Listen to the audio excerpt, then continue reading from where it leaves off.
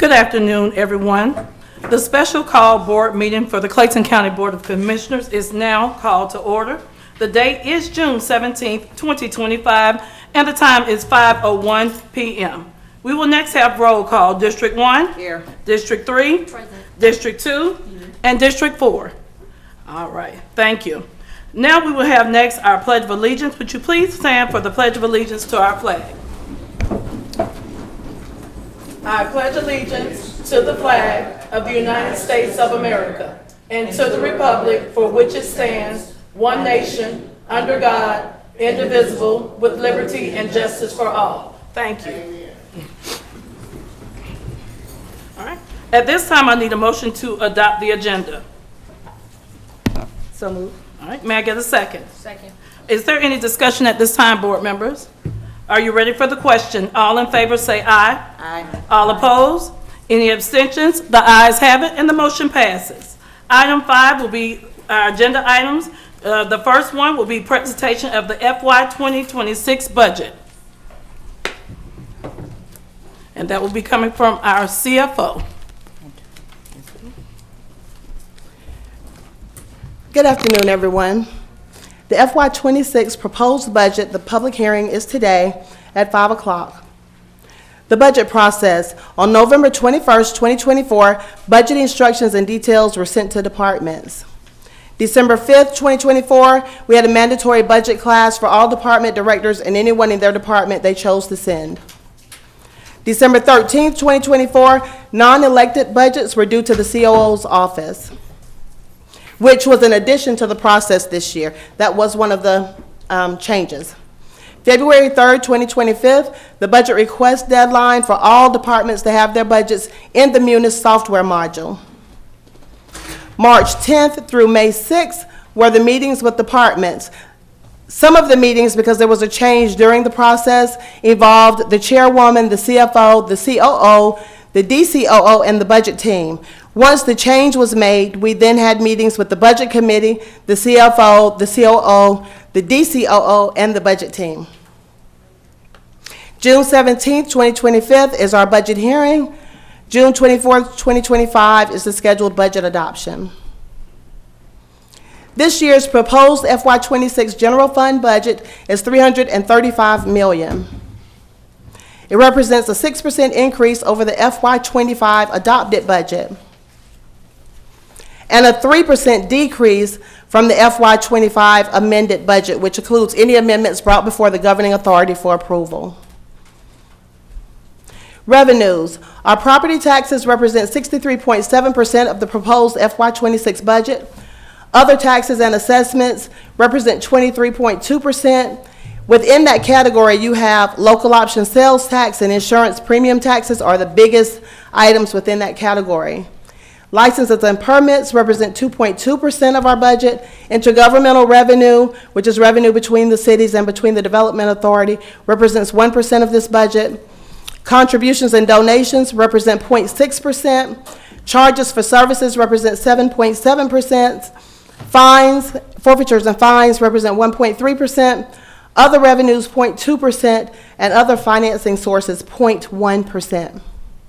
The expenses in this budget are divided between the categories of general government, which represent 30% of our budget, and include such departments as the Commissioner's Office, Finance, IT, HR, Central Services, Professional Services, Elections, Fleet, Refuse, Buildings and Maintenance, Extension Services, and other general government. Tax assessment and collections represents 2% of the budget and represents the Tax Commissioner and Tax Assessor's Office. Courts and law enforcement represent 37% and includes Superior Court, State Court, Probation Services, Magistrate Court, Juvenile Court, Probate Court, Clerk of Superior, Clerk of State, the Solicitor's Office, the DA's Office, the Prison, and the Sheriff's Office. Public safety represents 21% of the budget and includes police, EMS, and the Office of Resilience and Sustainability / EMA. T&D represents 2% of this year's proposed budget. Library services represent 1% of the proposed budget. Parks and senior services together represent 5% of the FY26 proposed budget. Department budget requests totaled $409.6 million. The FY26 budget is $335 million. There have been budget reductions totaling $74.6 million from the departmental request for the proposed FY26 budget. Budget enhancements. We added 1 police pilot and 1 police senior business systems administrator and deleted 3 police positions. We reclassed 1 signature events coordinator, added 39 sheriff's correctional officers and 1 budget analyst, added 1 assistant pension manager, and added 1 chief judge's supplement to the FY26 proposed budget. The proposed budget also includes a salary adjustment for employees. If you earn less than $55,000, you will receive a 3.75% increase. If you earn between $55,001 to $80,000, you will receive a 2.5% increase. If you earn greater than $80,001, you will receive a 1.25% increase. The increase will be effective July 5th, 2025, and is based on the salary that you earn at June 30th, 2025.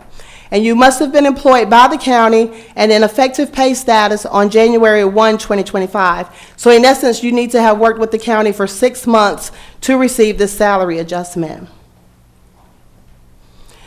Local assistance grants are also included in this budget, totaling $900,000. That distribution is usually determined at a later date. The capital for the county is primarily funded through SPLOST, which are life-to-date funds, so they are not budgeted. Once they're put into the budget, they're carried forward year after year. The anticipated projects completed during FY26 include fire stations 1, 9, 15, the headquarters, and / clinic, the county record center, the small business incubator, the IT bunker, phases 3 and 4 of the River's Edge walking trail, the police department training facility, upgrades to the concession stands at Morrow Lake City Park, Rum Creek Park, and Rex Park. The pictures show what it looks like right now, but it's not finished. They've just put those there, but those projects will be complete during FY26.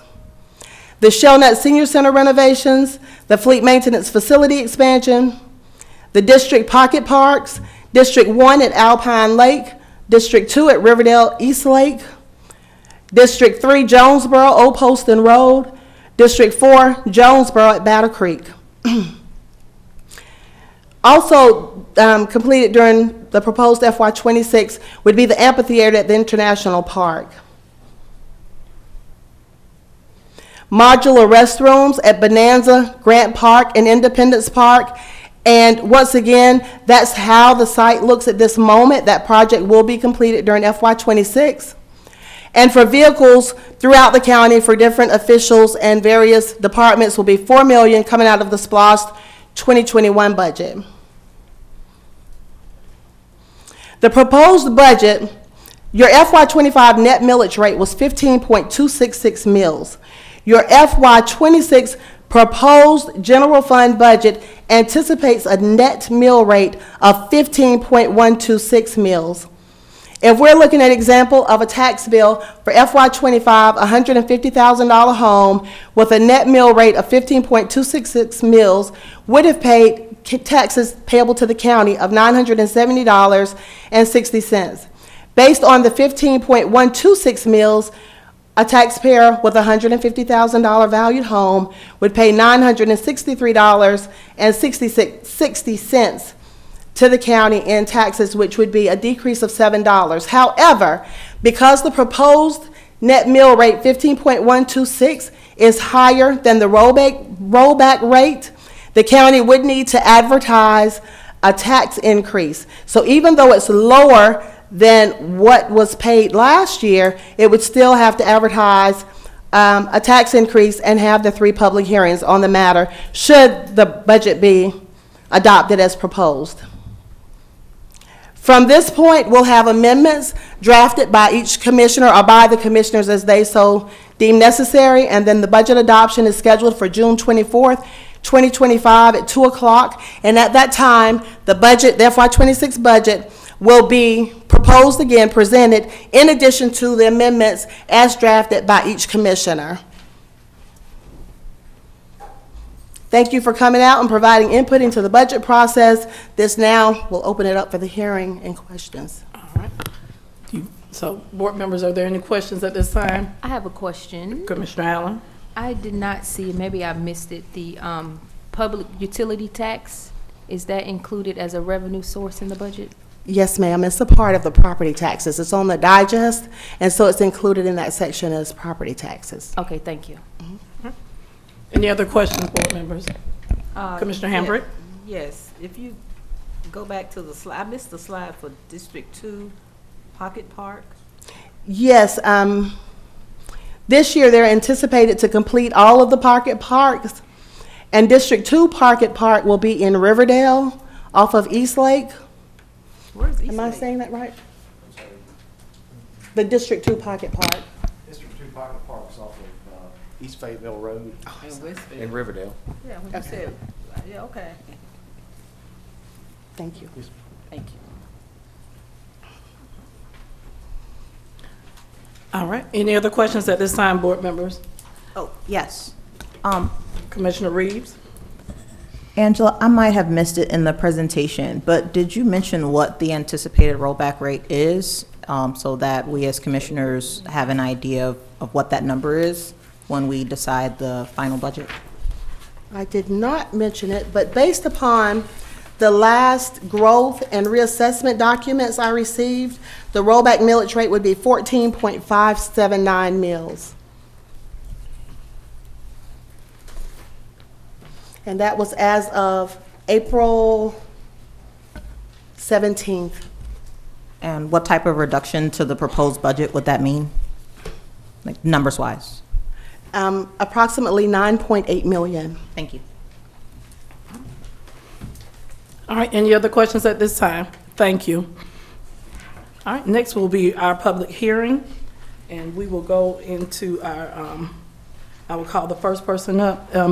Mr. Heja, you can read the public comment part for the hearing too as well. Does she need to read that, Chuck, for the hearing? Public, okay, I just want to make sure.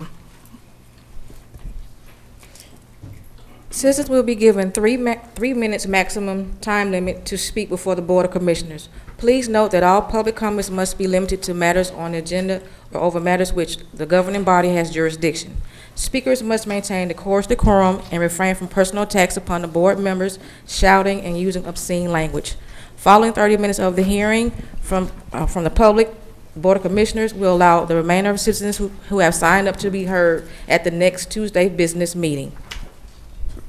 All right, thank you. First on our agenda will be Mr.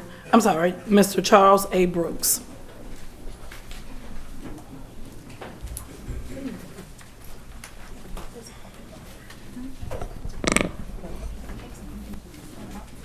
Good afternoon, Commissioners. Afternoon. Good afternoon.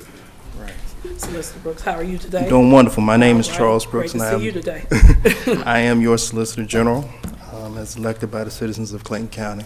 I reside in District 1, so Commissioner Reeves is my commissioner. And that's no slight to any of you. I stand before you because first, I want to say thank you for the budget that was allocated. However, I do want to ask you to reconsider the budget allocations. For the last several years, my office has operated in a capacity where we've always given money back because we have what's called vacancy savings. And if the numbers were added up, I believe those numbers would be in the millions on vacancy savings. Our budget request for additional salaries came up to about a total of $375,661. Okay, and most of those requests relate to compression issues. Back in 2023. Yes, 2023, November 21st of 2023, this board approved my office to changed the entry-level salaries for assistant solicitor generals and one of my deputy chief's assistant solicitor general positions. But when that change happened, it created a compression issue so that now my entry level does not line up with the next level promotion. So I have people who I would like to promote into a position, but at entry level, they make more than what the promotion would account for. And so in the budget request this year, I want to fix those compression issues. In one particular ask was to eliminate a position and reclassify another position with that eliminated position. And so these requests are envisioned to streamline our processes in the office, allow us to prosecute more aggressively. In fact, we just got about 30 cases related to illegal boarding houses.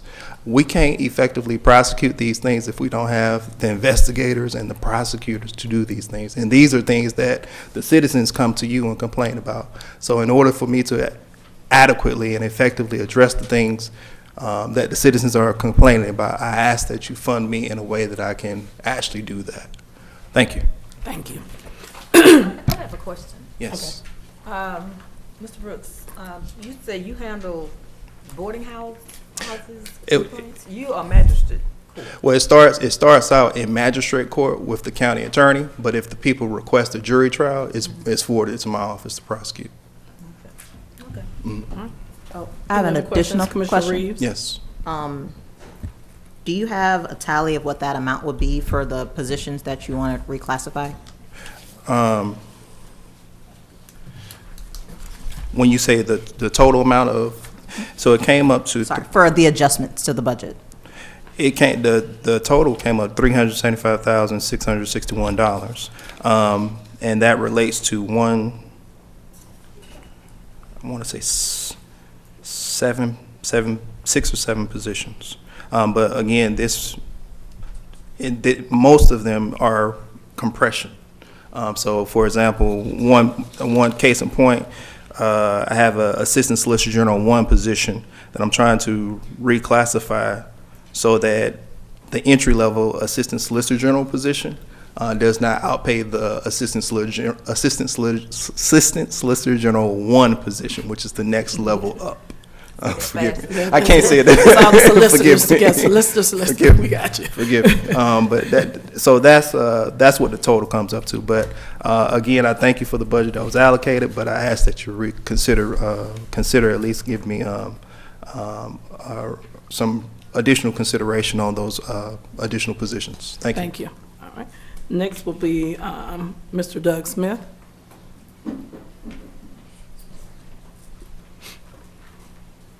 Good evening, Commissioners. Good evening. I'm Doug Smith. I'm the Circuit Public Defender.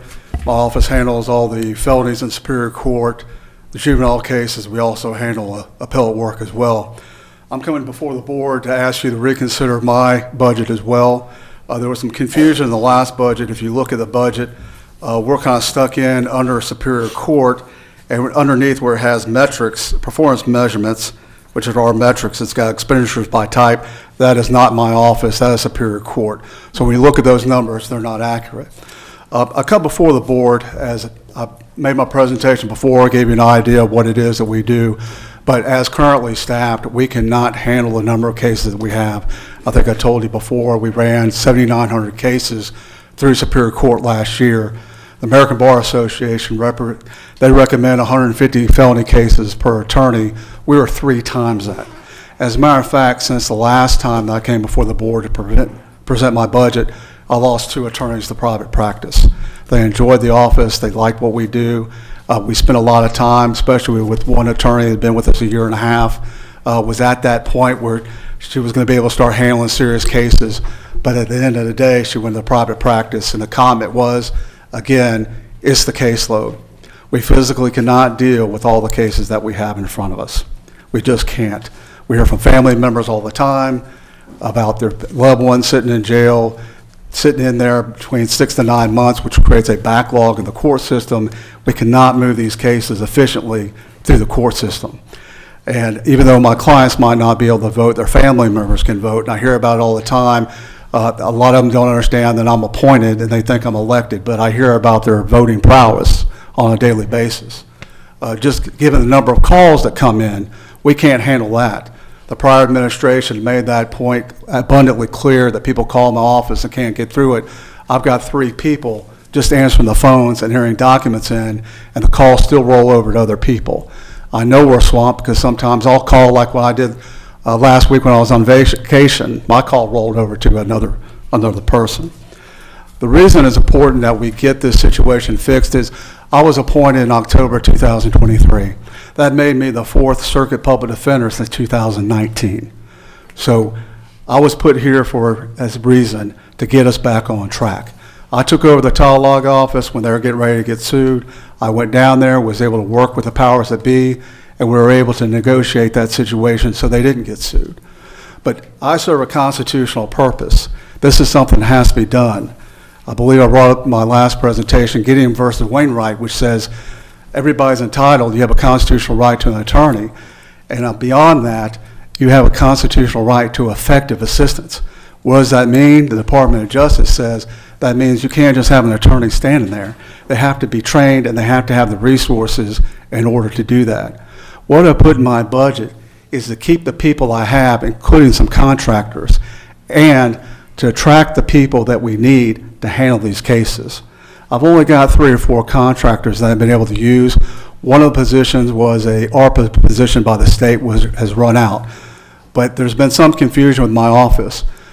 99% of my office is either a state-funded employee or county-funded employee, but they're all state employees with state benefits.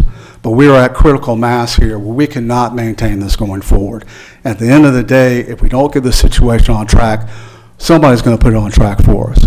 So I would humbly request that you please reconsider my situation so we don't find ourselves in a situation like Tallahassee and a couple others where we had outside people come in and tell us where we're at. I appreciate all the cooperation I've gotten from the board and all the insight and comments.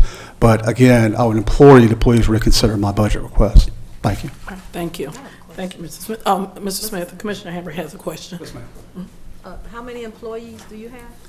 Right now, we have about 36. And so in Superior Court, at current, we have 10 attorneys in each courtroom. And so then I've got 3 in magistrate court, which handles the cases that come in, try and identify those cases to move. I've got 2 in juvenile court that handle all the juvenile cases. So that's kind of where we're at now. I just lost that ARPA position, and what that person did was help kind of funnel all the discovery came in. You heard from Tasha Mosley come in. She got the software, and she told you why she needed that software, and she does need it. That's going to help her office out. But I had a person trying to help us with the tremendous amount of discovery that we get from the DA's office and through our own investigations. So right now, in order even just to tread water, I need 3 attorneys in each courtroom. I don't have that. I've got 4 people coming in that are getting ready to take the bar exam. But again, they're new attorneys. They cannot handle serious felony cases at the trial level. I've only really have 1 attorney in each courtroom that can do that. I try and fill in where I can to help with those serious cases. We call them the 7 deadly, the murders, the rapes, the aggravated assaults. Unfortunately, the murder rate is just, the last 3 months has gone through the roof. But we do not have the ability to handle those cases in Superior Court. So we have folks come in, we can train them, but we really need to attract experienced attorneys. And to do that, I've got to be able to match Fulton County. I've got to be able to match DeKalb County. What we sell is our culture here and the fact that the training we provide is second to none. But it takes time to do that, and it really hurts when we invest in somebody like the lady that just left a couple weeks ago. We invest that time, we get them, they're really ready to take over some cases, and then they leave. And unfortunately, if we can't get this caseload under control, I'm going to have more people leave because it's just not doable. I got people working nights and weekends, not just during trial weeks, but regular weeks. I've got dedicated people, but again, at the end of the day, it just becomes too much for my folks. So again, I humbly request you reconsider my situation because, again, at the end of the day, somebody else could come in and tell us how we're going to run things, and we don't want that. But I've got a good staff. I've got committed people. I just need more of them. So please reconsider my request. What's your caseload again? Last year, 2024, we brought in 7,900 cases. Now, we do have some people that have more than one case, unfortunately.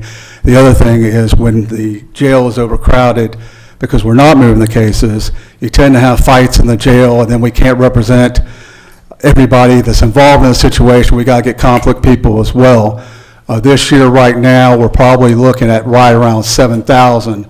It's a little less than it was last year, but still, it's more than 3 times what an attorney is really supposed to be handling. So if you look at it from a legal standpoint, we've got built-in ineffectiveness because you just can't handle that many people. We can't even return all the phone calls we get because there's 7,900 cases that have people that call on their behalf. That's a good thing because at least they have family members that at least care about them, and maybe we can get involved to have them take them in or get them to accountability courts and things of that nature. But we've got to move these cases, whether it's an acquittal, whether they go on probation, or whether they go to the state system. Let's get them in the state system where the state picks up that money. We don't need to pay for their housing, their medical costs, which I heard at the last hearing. I heard, the jail needed more money for that. But we need to move these cases and get these folks ultimately where they need to go. Like I said, whether it's a probation, it's a not guilty, or it's a prison sentence, let's move these cases out of Clayton County. Let's get the burden passed on to somebody else. Thank you. Thank you, Mr. Smith. Thank you. All right. Next will be Orlando Gooden.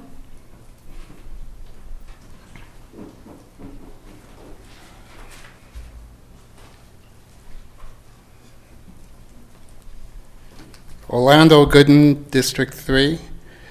I'm going to take some time and review the budget presentation because it's hard to absorb all that in a 10-minute presentation. So I'm not going to comment too heavily on that.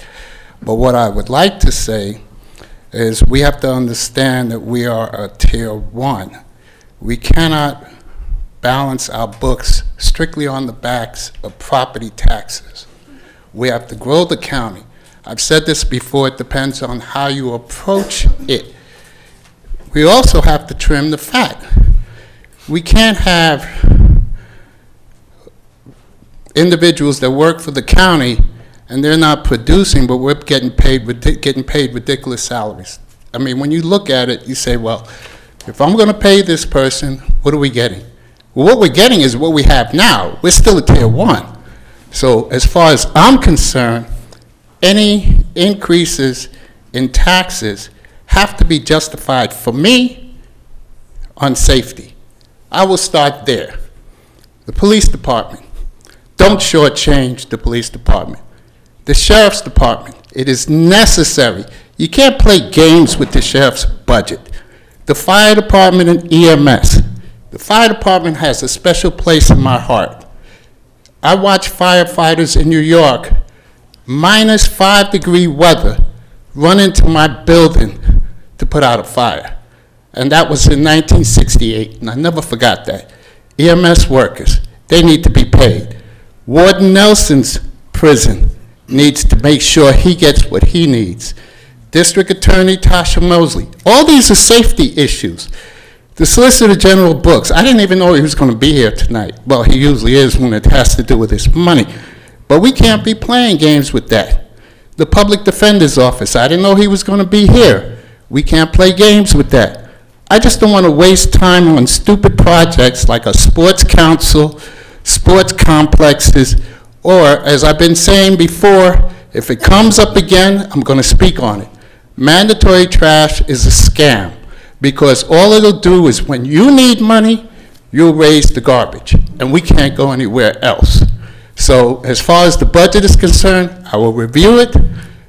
I think Ms. Jackson did a good job with the presentation, but it's hard to absorb all that in a 5-10-minute presentation. So I will have more to comment on a future date.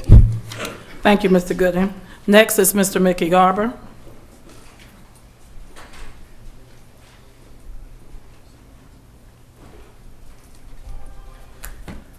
Madam Clerk, Mickey Garber, unincorporated Rex, Georgia.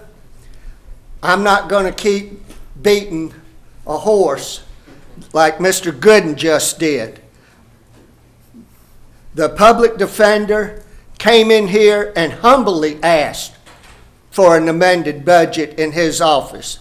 The Solicitor General came in here and humbly asked for rectification in his budget. But Mickey Garber is coming in here to speak about the people in Clayton County and public safety. And we can have a good police force, a good sheriff's office, a good fire department, but you've got to go full circle to get these cases adjudicated for us to actually have public safety. Have I made myself clear? Thank you. Thank you, Mr. Garber. All right. Is there anyone else who would like to speak on the budget at this time? All right, Judge Ferguson, come forward, please.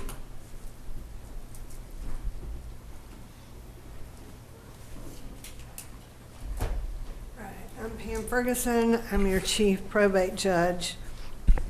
I've submitted a budget, and I submitted everything, and all the documents I'm going to speak about are included in that. But if you would like me to email copies, I can do that as well. So we have a situation, and I've addressed it the last few years, in which we have fiduciary clerks. They're responsible for making sure that returns are filed. We are statutorily mandated to make sure those returns are reviewed by the court and are accurate, and I'm to hold people accountable when that's not the case. That's a mandate.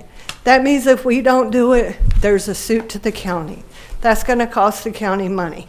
Currently, we cannot keep that position. We have a high turnover. We bring people in. We train them. You've heard the same song and dance. They learn how to do it. They go to Fulton, DeKalb, Henry, wherever.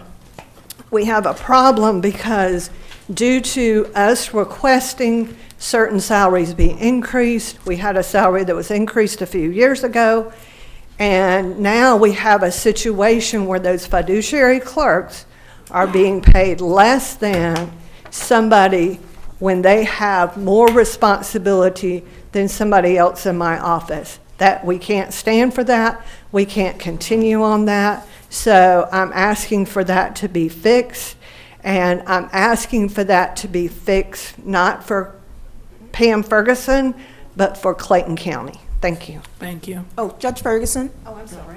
what is the budget adjustment for the increase for that position? 17,466. So we're not talking about a large amount of money, but that does need to be addressed. Thank you. Thank you. All right.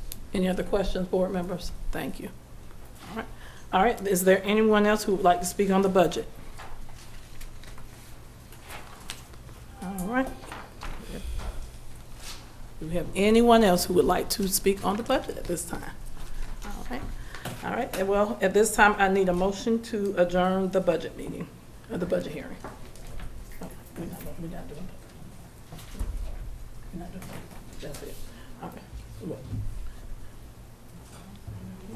All right. Thank you all for coming out and providing input in the budget process. And board members, is there any questions? Would this be the opportunity for the board as a whole to discuss the budget? Yeah, you can. Mm-hmm. Yep.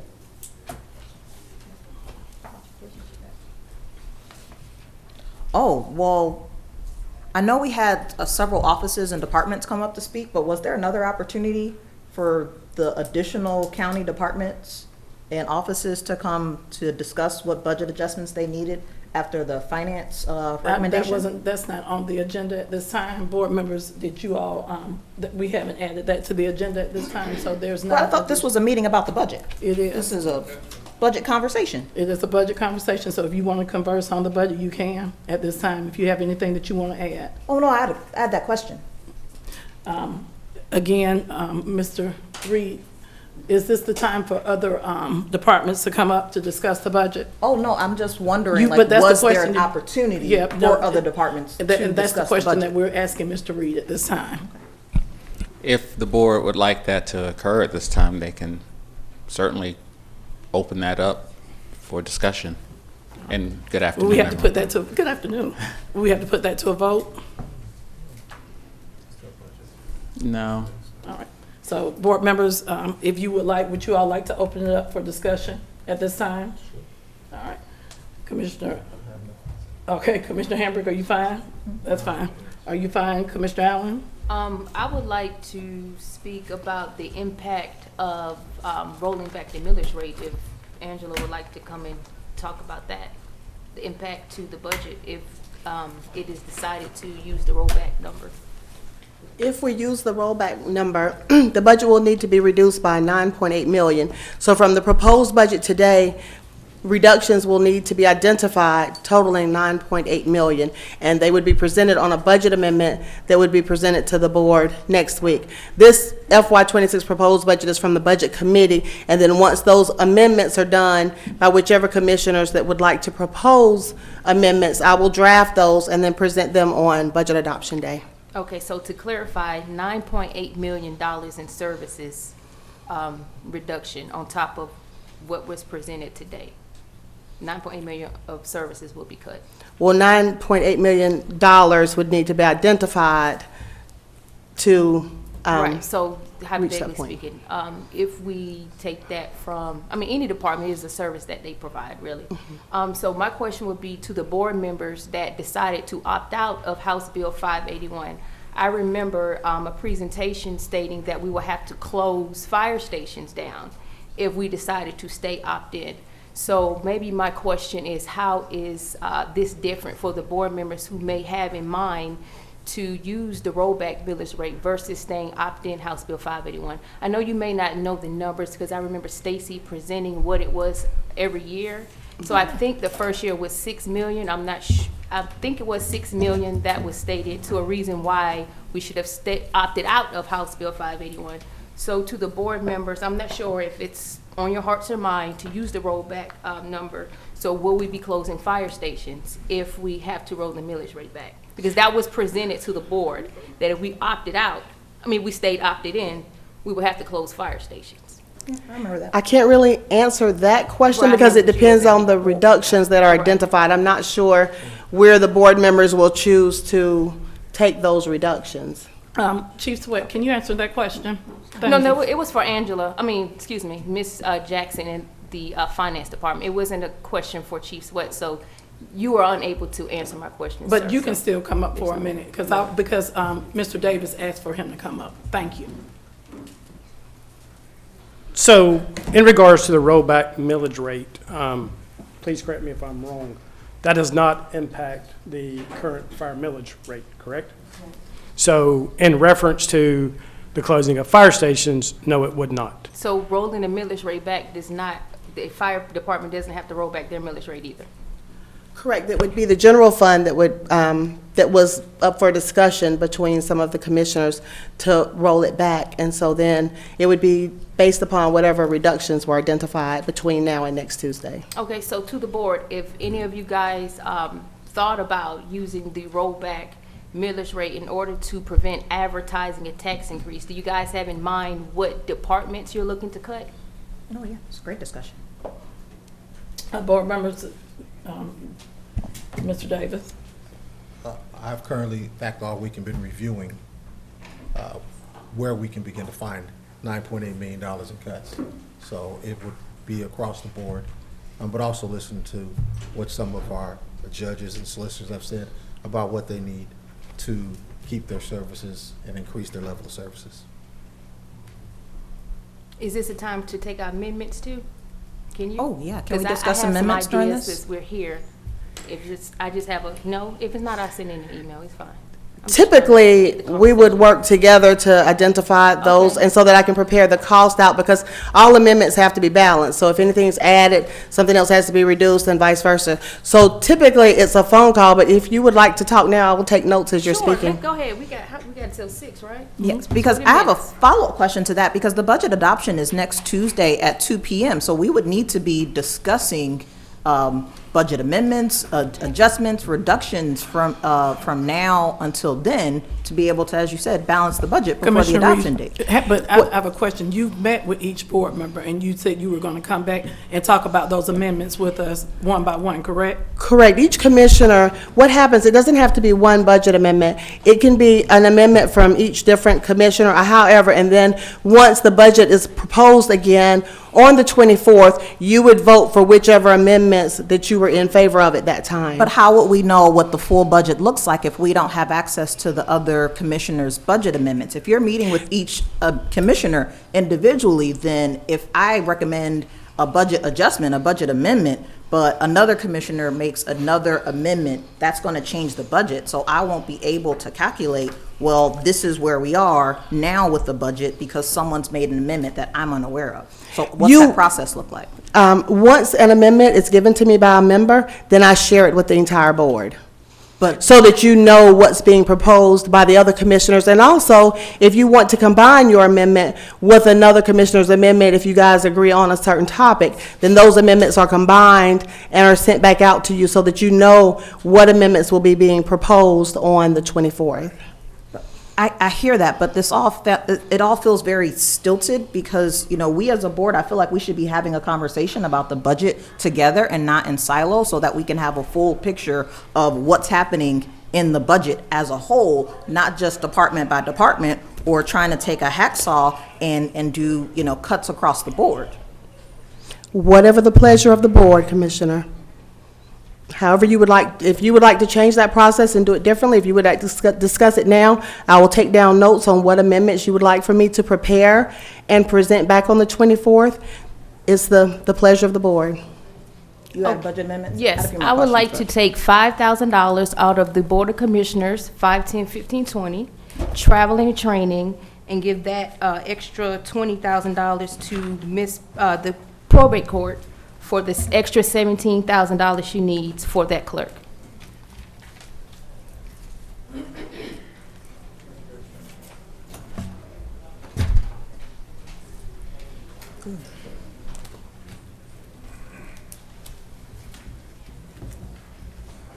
And then I email you the other ones tonight.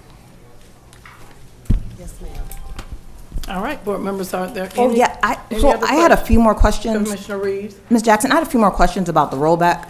So two of the questions that I asked at the mini retreat was, we got the presentation from our tax assessor, Mr. George, about proposed tax assessment and that the county was receiving an increase. I know that you had mentioned the rollback rate was assessed in April. The question that I had asked was about whether or not the board needs to have an understanding of what we want the millage rate to be before August to determine how much money will be adjusted in the budget.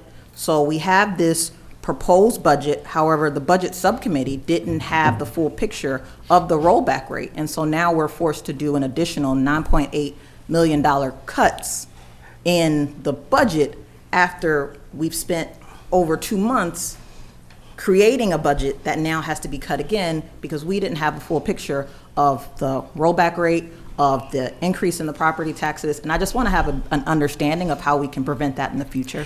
During the budget subcommittee meetings, I asked the budget committee members if they wanted to build a budget based on 15.266 mills, which was the same as the last year. And I also said to the budget committee that I needed to know that answer so I would know how to build the budget. If they didn't want to keep it at least the same, then I would need to know that at that time. So that was communicated to the budget subcommittee in regards to how to build the revenues for the FY26 proposed budget. And I know you sent that in an email, but when I asked about it in front of the full board so that we could have an understanding before the budget book was released on the 10th, we didn't have another conversation about what cuts or what the rollback rate would look like for the millage rate so that we as a full board could have that conversation before this budget was published.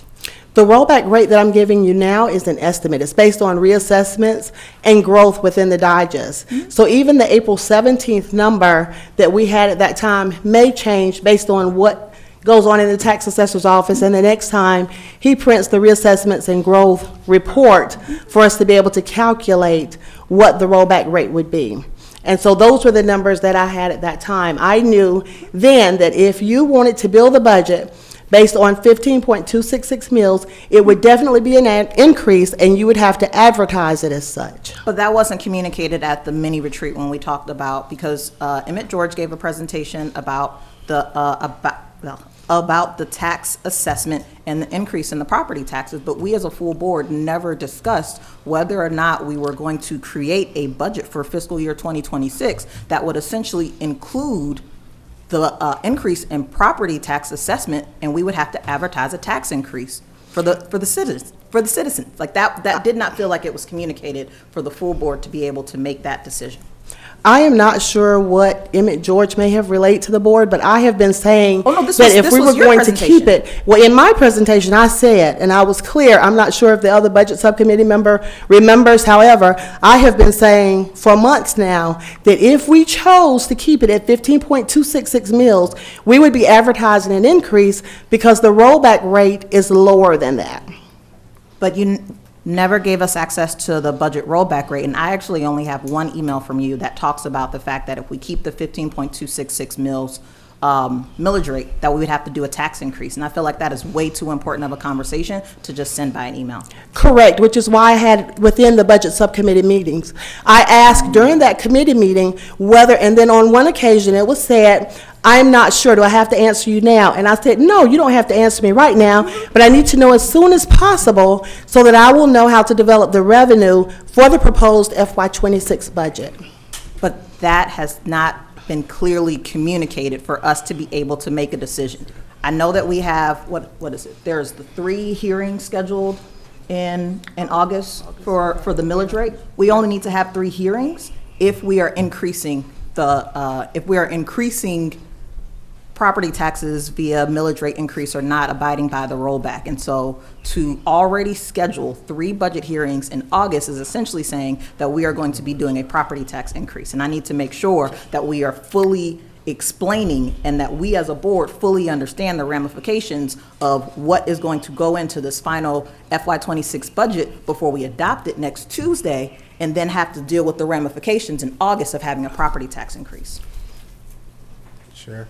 All right. Mr. Davis. Ms. Commissioner Jackson, Davis. can you explain how the rollback rate is calculated? What information you need as far as to understand the budget? You take Calculate that rollback. the final digest and you adjust it by reassessments and growth. You can accept the growth in a digest, but if you accept the reassessments in a digest, then you have to advertise a tax increase. So if someone's house increases and it's a reassessment, then you have to advertise a tax increase in order to accept those reassessments So there's into your So there's digest. information that's needed prior to calculating the millage rollback. Absolutely. Okay, and also by law, do we have to, what does the law stand in that, how you advertise a tax increase?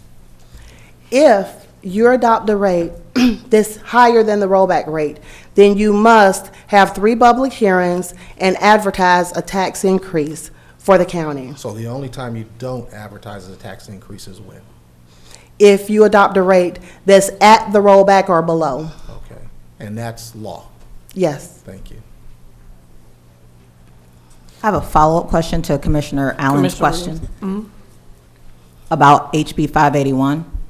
If we had opted in or remained opted in to HB 581, the homestead valuation freeze, will we have to advertise a tax increase? It depends on whether you adopted a rate that was higher than the rollback or not. What would that rate look like? Like what again is that rate that would look like? Can you repeat the rollback rate? The rollback rate, as calculated in April, like I said, that amount may change depending on a report that I received from the tax assessor's office. In April, the rate was calculated at 14.579 mills. And so if we as a board, if we decided to maintain that rollback rate, we would just need to do an additional $9.8 million worth of cuts in the budget? Yes. Okay, thank you. All right. Any other questions at this time, board members? All right. At this time, I need a motion to adjourn the hearing. Y'all ready? So moved. All right. Can I get a second? Second. In discussion at this time? All right. Are you ready for the question? All in favor say aye. Aye. All opposed? Any abstentions? The ayes have it. And the hearing is adjourned. This hearing is adjourned as of 5:50 p.m. Thank you.